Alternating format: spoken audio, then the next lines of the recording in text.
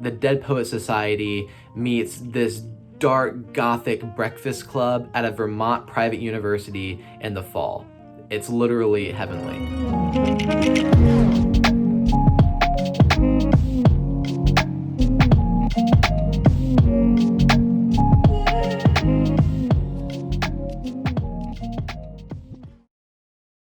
Hey guys, welcome to the first book review in this new series. Today I'm actually going to be covering a book that I read over my creative hiatus, which is The Secret History by Donna Tartt.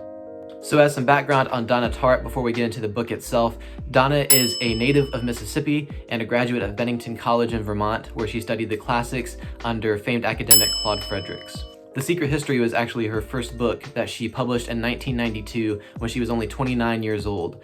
And then she wrote two books after that, The Little Friend and The Goldfinch, but each book has taken her around 10 years to write. She's a very private individual and prefers to stay out of the public eye as much as possible, with the only exception being the occasional author interview. So I was actually first introduced to Donna Tartt's work through a movie trailer back last year in 2019 when I saw the trailer for The Goldfinch and was super intrigued by the idea and the characters and the dialogue.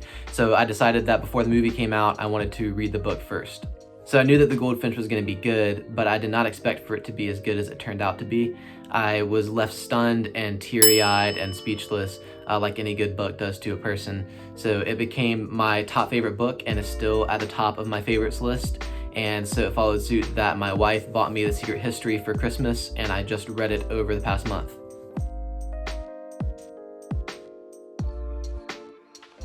So The Secret History itself falls into this really unique and intriguing intersection between intellectual drama and mystery thriller. So there is a description on the back of the book that kind of tells a little bit of what the story is about, but as I read the book, I realized that it doesn't totally sum everything up, but I'll read it here. It's super short.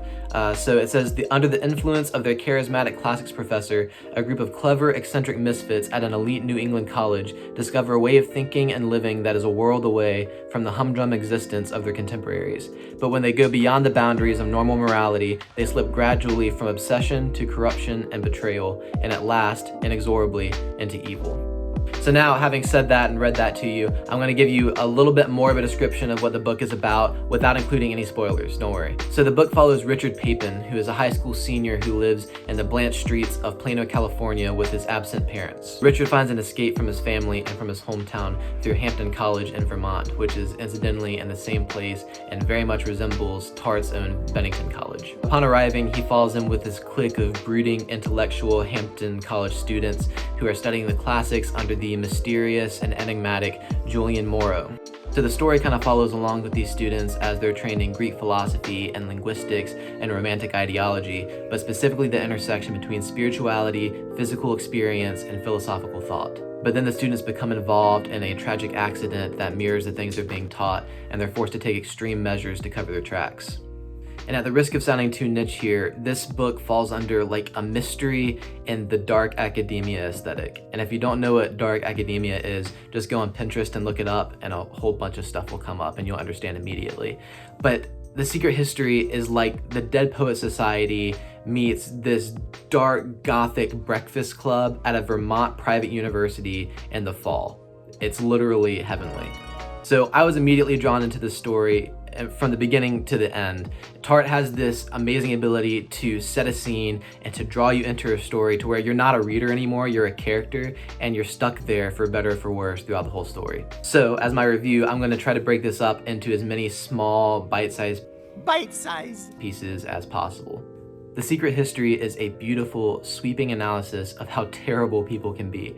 I mean, seriously, at some points in this book, it's impossible to pick a favorite character because they're all making such awful decisions, but you still sympathize with them because you're like, yeah, if I was in this situation, I would probably be making these same decisions that they're making, if not even worse ones, because you're human just like those characters are.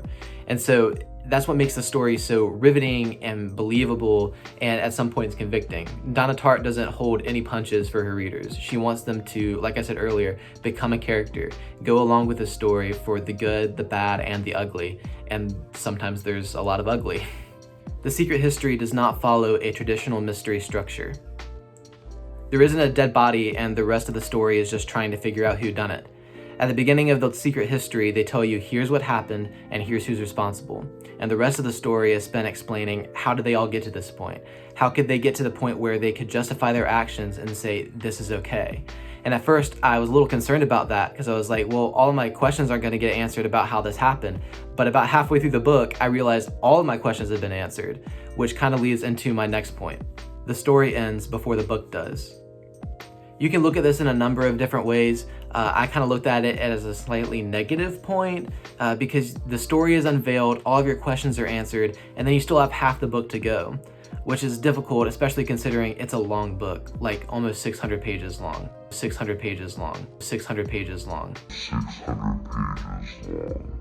Granted, a lot of stuff happens in the last half of the book, but none of it really contributes to that general storyline that we started with at the beginning of the book. So it comes off as a little over-explanatory, like we didn't need to know this much information. Andrew Peterson, the author and musician, calls it trusting the reader. You can trust the reader to fill in the gaps, to answer some of the questions. You don't have to tell them everything. And this is only compounded by the fact that Donna Tartt is a very descriptive writer, and that's beautiful normally, but in the last half of the book, when none of it benefits the actual storyline, it just seems a little excessive and redundant. Ultimately though, this book is friggin' fantastic, and I recommend it to anyone who likes dark drama, contemplative fiction, or poetic prose. It'll wreck you, make you laugh, and the ending will absolutely haunt you. So thank you, Donna Tartt, for creating a masterpiece and sharing it to all of us. We are all forever indebted to you.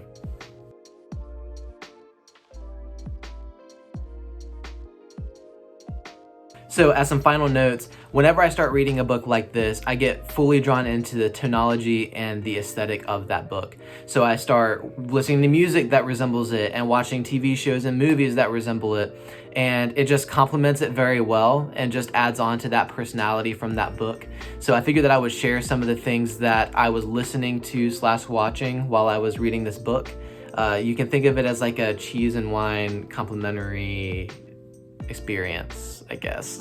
So first off, on the music side of things, Anais Mitchell's Hadestown, it's an album that she turned into a musical, and it's absolutely wonderful. On TV shows, Peaky Blinders, absolutely fantastic. And then back to music, pretty much everything John Paul White has been on my radar for a little while, so really love him. You should definitely check him out as well. And then as a last note, here are some books that I recommend for anyone who likes The Secret History, or if you have read these books that I'm getting ready to say, you probably would like The Secret History. So, see what I did there? It's kind of a double-edged sword type of thing. So first off, kind of obvious, Goldfinch by Donna Tartt. It'll leave you speechless like it did me, I promise. Second is Ordinary Grace by William Kent Kruger. Fantastic book. And then third is actually a poetic narrative prose. It's called The Lumberjack's Dove by Jenna Rose Nethercott. That's totally deserving of another video in and of itself. I'll look into that, but I highly recommend that one as well. Thank you guys so much for tuning in. Definitely check out The Secret History if you haven't done so already. I really think you'll love it. Please leave any thoughts or questions in the comments. I will be sure to respond to those. Let's have a conversation. I will be uploading more of these book reviews over time, so keep an eye open for those.